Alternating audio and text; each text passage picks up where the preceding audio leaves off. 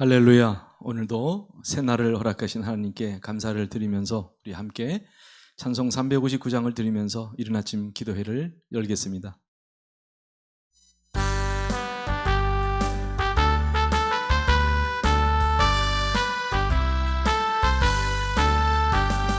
전성을 향해 가는 성도들아, 앞길의 장애를 두려 말아라. 성령이 너를 인도하시리니 왜 지체를 하고 있느냐. 앞으로 전성을 향해 나가세. 전성문만 바라고 나가세. 모든 천사 너희를 영접하러 문 앞에 기다려 서 있네. 너 가는 길을 누가 비우거든 확실한 증거를 보여주어라. 성령이 친히 감화하여 주사 그들도 참 길을 찾으리. 앞으로 전성을 향해 나가세. 전성문만 바라고 나가세. 모든 천사 너희를 영접하러 문 앞에 기다려 서 있네. 너 가는 길을 모두 가기 전에 내 손에 든 검을 꽂지 말아라. 저마귀 흉계 모두 깨뜨리고 끝까지 잘 싸워 이겨라. 앞으로 전성을 향해 나가세. 전성문만 바라고 나가세. 모든 천사 너희를 영접하러 문 앞에 기다려 서 있네.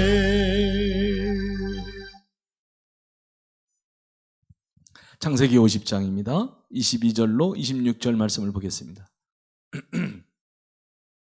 창세기 50장 22절로 마지막 절 말씀 26절 말씀까지 우리 합독합니다.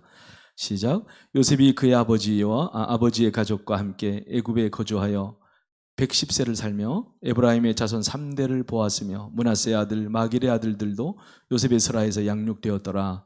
요셉이 그의 형제들에게 이르되 나는 죽을 것이나 하나님이 당신들을 돌보시고 당신들을 이 땅에서 인도하여 내사 아브라함과 이삭과 야곱에게 맹세하신 땅에 이르게 하시리라 하고, 요셉이 또 이스라엘 자손에게 맹세시켜 이르기를 하나님이 반드시 당신들을 돌보시리니 당신들은 여기서 내 해골을 메고 올라가겠다 하라 하였더라. 요셉이 110세의 죽음에 그들이 그의 몸에 향재료를 놓고 애굽에서 입관하였더라. 아멘. 자, 그동안 그 새벽 시간을 통해 살펴왔던 창세기 말씀 여행, 오늘로 마지막 시간입니다. 그동안 함께 여행에 동참해 주신 우리 모든 교우들께 감사를 드립니다. 이어지는 여행을 준비를 하고 있습니다. 아마도 출애굽의 여행이 되지 않을까 싶습니다. 함께 기도로 잘 준비해 주시기를 바랍니다. 자, 이 창세기의 마지막은 죽음으로 끝을 맺습니다. 요셉을 입관하는 것으로 창세기가 끝이 나고 있죠. 왜 죽음으로 마무리되는 것일까요? 창세기에 중요한 가르침이 있습니다. 언젠가 제가 얘기를 했지만 천지를 창조하신 하나님, 그분은 사람을 위해 아름다운 세상을 만드셨습니다. 그리고요, 그 세상을 사람들에게 맡기셨습니다. 또 관리하라고 명령하셨기도 했습니다. 자, 그리고 주신 중요한 유일한 명령이 무엇이었는가 하니 바로 창세기 2장 16절에서 17절에 나오는 말씀인데요.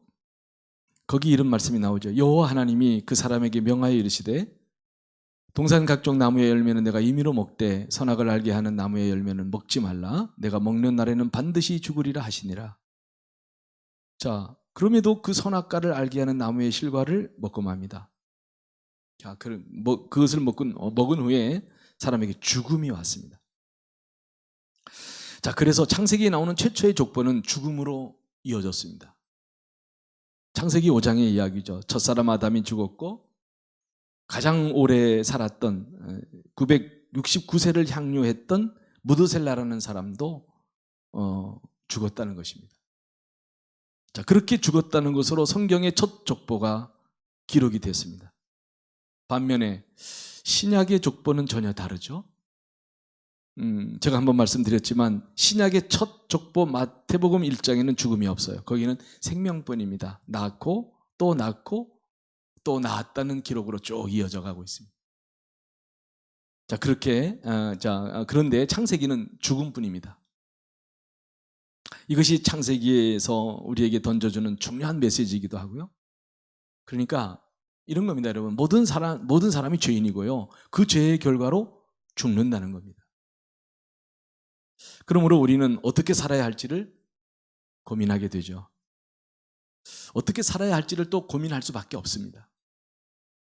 여기서 창세기는 창세기의 구석구석에 암시되어 있는 살 길을 찾으라는 겁니다. 그것은 마치 퍼즐처럼 곳곳에 흩어져 있습니다. 그것이 3장에 나오는 여자의 후손으로부터 시작이 되죠. 그 여자의 후손이 뱀의 머리를 밟아버릴 것을 예고하면서 예수님을 통해서 사탄과 사망의 세력을 밟아버릴 것을 보여주는 그런 예언의 말씀이기도 합니다. 그리고 5장의 모든 사람의 죽음이 기록된 족보에 죽지 않고 옮겨가는 사람 에녹을 우리에게 보여주죠. 죽었더라라고 끝나는 족보에 하나님이 그를 데려가심으로 세상에 있지 아니하였더라로 끝나는 사람 에녹을 보여주시면서 희망을 드러냅니다. 네, 다 죽는데 죽지 않을 수도 있다는 희망이 보입니다. 죽지 않는 길이 있음을 암시하였습니다. 그리고요, 아브라함을 통해서 그 후손으로 말미암아 천하 만민이 복을 얻을 것이라고 또한 예고합니다. 그 씨 이삭은 단순하게 아브라함이 100세에 낳은 아들이 아니죠. 바로 예수 그리스도를 예표하는 인물입니다. 그 이삭이 죽은 자와 같은 아브라함을 통해 태어나면서 희망을 보여주게 되죠. 자, 생명의 길이 있음을 지금 암시하고 있는 겁니다. 그러니까 다 죽은 것으로 끝을 내면서 답답한 마음을 가지고 끝내게 하시지 않죠. 다시 창세기를 훑으라는 겁니다. 그리고요, 생명의 길을 찾으라는 것이죠. 여러분, 구약의 흐름이 그런 겁니다. 그러니까 그런 흐름 속에 신약을 원하게 만드는 겁니다. 자, 창세기를 읽고 묵상하면서요, 죄로 인한 죽음과 그 죽음이 죄의 결과요 심판이 아닌 복된 곳으로 바꿀 그 무엇인가를 우리는 찾아내야 됩니다. 자, 그러면 요셉의 죽음을 정리해 봅시다. 이 죽음을 통해 주시는 교훈을 살펴볼 필요가 있습니다. 그 누구라도 다 죽는다는 겁니다. 권력과 부를 가져도 여러분 사람은 다 죽습니다. 요셉이 최고의 권력자 아닙니까? 당시 최대 강국인 이집트의 권력자입니다. 뭐 왕은 있었지만 실제적으로 왕의 임무를 모두 다 감당했기 때문에 사실상 최고의 권력자라고 보면 되겠습니다. 41장 40절에 보면 그런 말씀이 나오죠. 너는 내 집을 다스리라. 내 백성이 다 내 명령에 복종하리니 내가 너보다 높은 것은 내 왕자뿐이니라. 바로가 한 말이죠. 실제적인 바로가 누구냐? 요셉이라는 말입니다. 41장 44절에도 이런 말씀이 나오죠. 바로가 요셉에게 이르되 나는 바로라. 애굽 온 땅에 내 허락이 없이는 수족을 놀릴 자가 없으리라. 여러분, 이만한 사람이 어디 있겠습니까? 그러나 이렇게 힘을 가지고 있어도 결국은 죽습니다. 더욱이 아브라함은 175년을 살았죠. 이삭은 180년을 살았고요. 야곱은 147년을 살았지만 최고의 힘을 가지고 좋은 음식을 많이 먹었을 요셉은요, 가장 짧게 살았다는 것도 의미가 있습니다. 조상들 중에서. 뒤에 나오는 모세도 120년을 살았습니다. 그러나 힘이 있고 가졌다고, 그 힘을 가졌다고 오래 살거나 죽지 않는 것이 아니라는 사실을 이렇게 보여주는 겁니다. 네, 누구라도 피할 수 없죠. 이스라엘의 최고의 왕인 다윗의 고백을 한번 볼까요? 죽음을 앞두고 아들 솔로몬에게 남긴 유언의 말씀입니다. 열왕기상 2장 1절과 2절이죠. 다윗이 죽을 날이 임박하매 그의 아들 솔로몬에게 명령하여 이르되 내가 이제 세상 모든 사람이 가는 길로 가게 되었노니 너는 힘써 대장부가 되라. 네, 다윗도 이렇게 죽었습니다. 그러니까 죽음이란 세상 모든 사람이 다 가는 길이라는 사실 우리가 잊지 말아야 되겠습니다. 그러면 요셉은 어떤 흔적을 남기고 죽었는지 우리가 정리해 보겠습니다. 그는 먼저요, 다 용서하고 떠났습니다.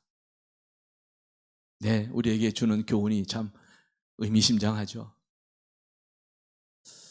그는 용서의 흔적을 이렇게 아주 뚜렷이 남긴 사람입니다. 그러니까 이 요셉이 죽기 전에 중요한 일을 하고 간 겁니다. 앞에서 보았습니다. 그는 형들의 악행을 다 용서했어요. 누구하고도 풀지 못한 것이 없었다는 겁니다.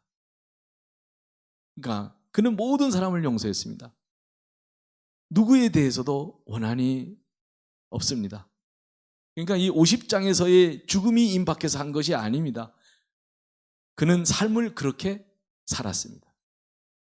악한 일을 겪을 때 이미 그때 용서를 하고 풀고 그걸 마음에 담지 않았던 사람이 요셉입니다.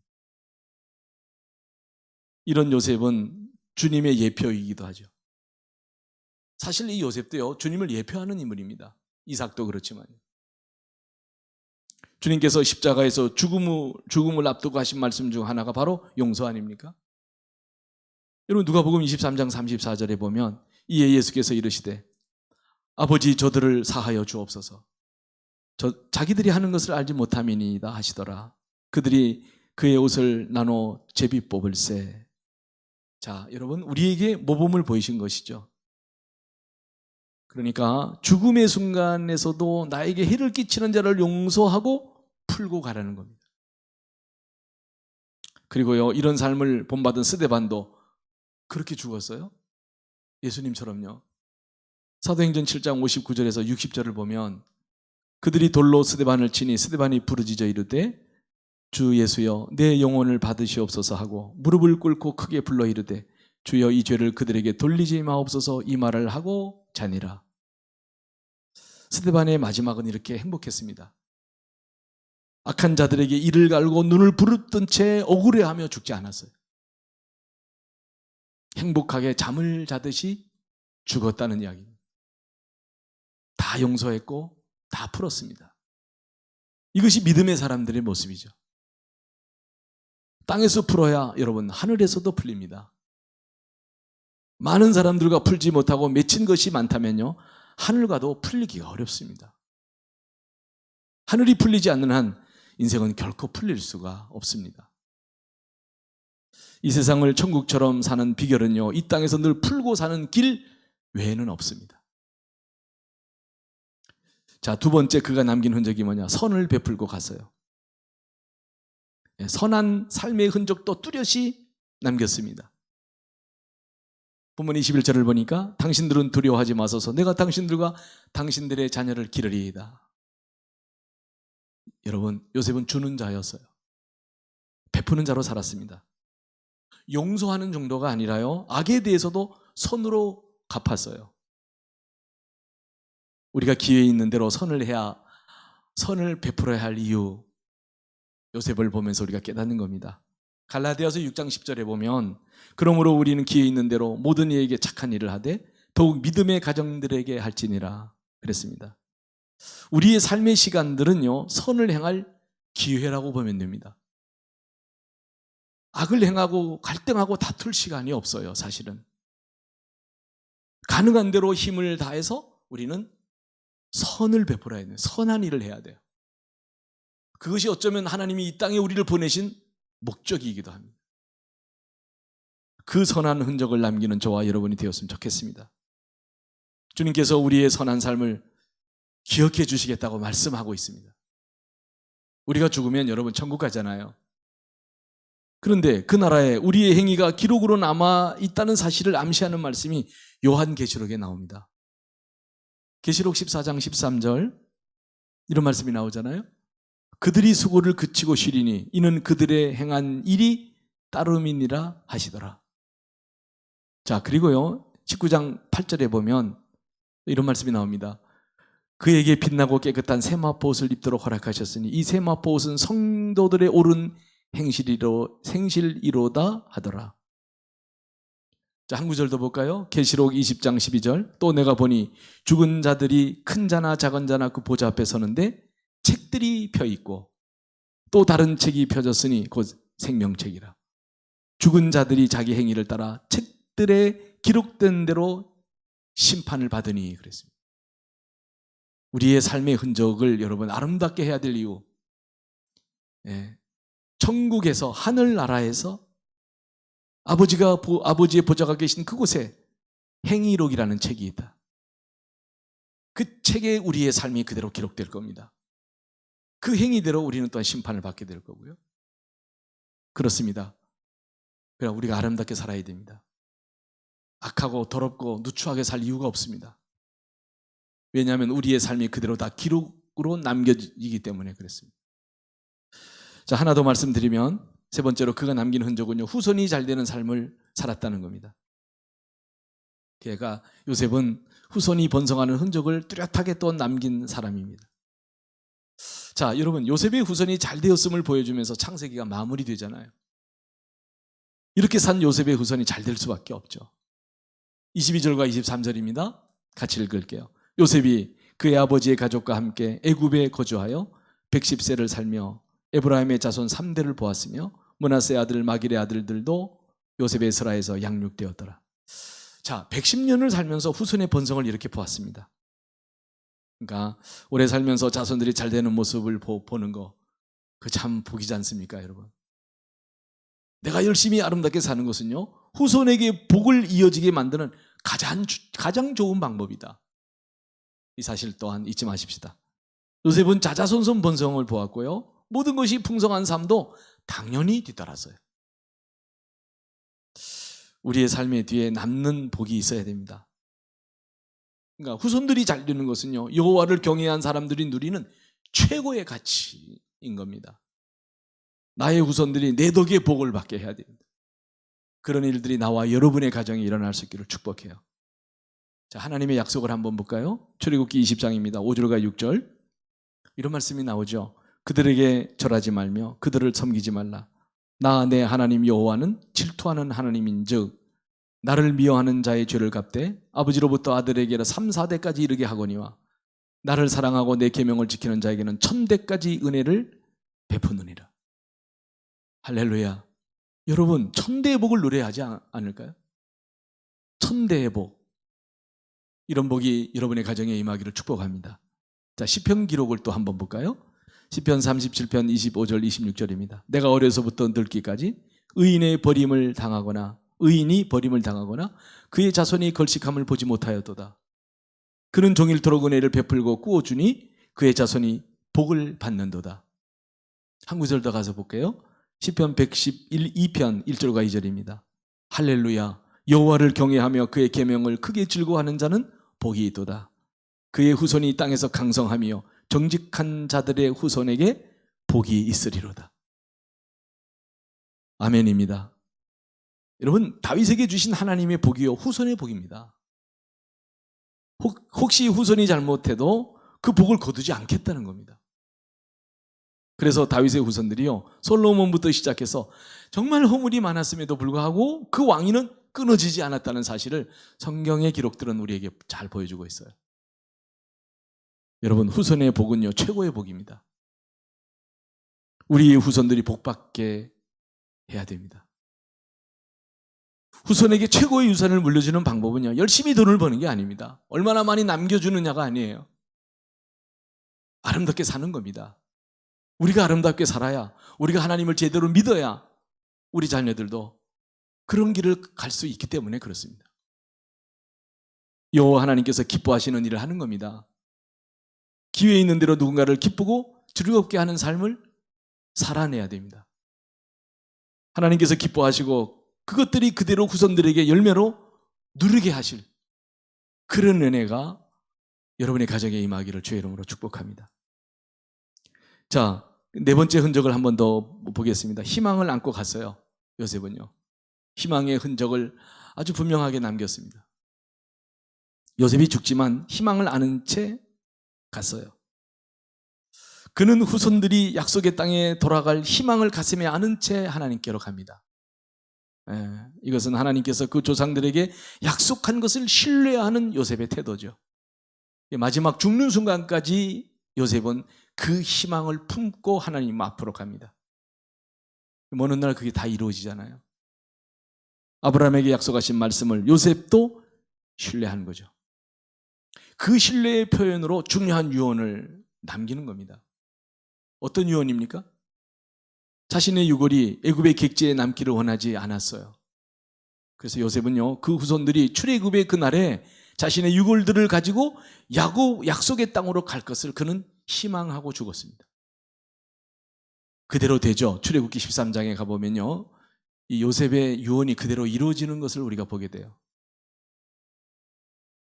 자, 하나 더 생각하면 죽음 후에도 그의 희망이 이루어졌다 하는 사실입니다. 오랜 세월이 지나서도 그것이 이루어졌어요.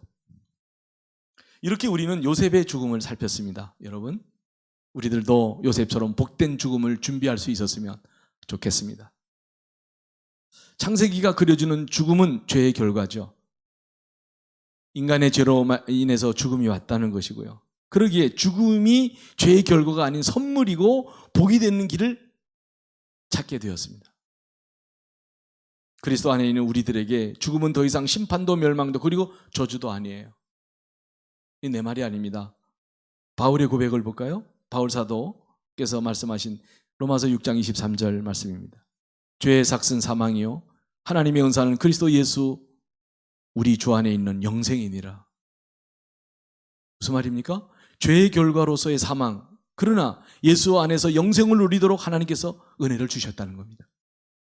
할렐루야. 계시록 14장 13절을 한번 가서 보겠습니다. 또 내가 들으니 하늘에서 음성이 나서 이르되 기록하라. 지금 이후로 주 안에서 죽는 자들은 복이 있도다. 그렇습니다. 우리의 죽음은요, 천국 입성의 문이 열리는 시간이에요. 죽음을 두려워할 이유도 없고 죽음을 피할 이유도 없어요. 왜요? 영생이 시작되는 순간이니까요. 행복한 죽음을 준비할 수 있는 저와 여러분이 되었으면 좋겠습니다. 슬픔의 죽음이 아니라, 절망의 죽음이 아니라 승리의 죽음, 감격의 죽음, 기대가 되는 죽음을 준비할 수 있는, 또 그렇게 우리가 그 죽음을 맞이할 수 있는 은혜로운 저와 여러분이 다 될 수 있기를 주의 이름으로 축복합니다. 자, 그동안 함께 해주신 모든 분들께 감사를 드립니다. 창세기의 말씀 여행은 새벽으로 함께 했던 말씀 여행은 이 시간으로 끝냅니다. 또 새로운 말씀 여행을 기대하면서 오늘 주신 말씀을 붙들고 기도하는 시간을 갖겠습니다. 계속해서 우리 환우들을 위해서 기도해 주시고 또 새벽에 우리가 기도하는 제목들을 붙들고 기도하는 시간을 갖도록 하겠습니다. 함께 기도합시다. 자비로우신 하나님 아버지, 크신 은혜와 사랑을 감사합니다.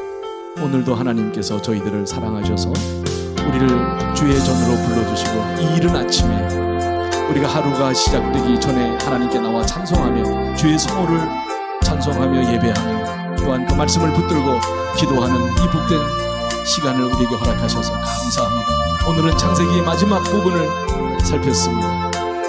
그렇습니다. 하나님, 오늘 이 요셉의 죽음으로서 끝나는 이 창세기의 이 메시지가 오늘 우리들에게 주는 그런 교훈과 우리들에게 주는 그 의미를 우리가 묵상하며 우리들도 정말 우리가 요셉과 같이 그리고 위롭고 희망을 가진 그런 죽음을 맞이할 수 있는 저희들 되게 하여 주옵소서. 자비로우신 아버지 하나님, 슬픔의 죽음이 아니라 절망의 죽음이 아니라 승리의 죽음, 감격의 죽음, 기대되는 죽음을 준비하며 또한 맞이하는 그런 삶을 우리가 살아갈 수 있도록 주님 축복해 주옵소서. 오 주님 감사합니다.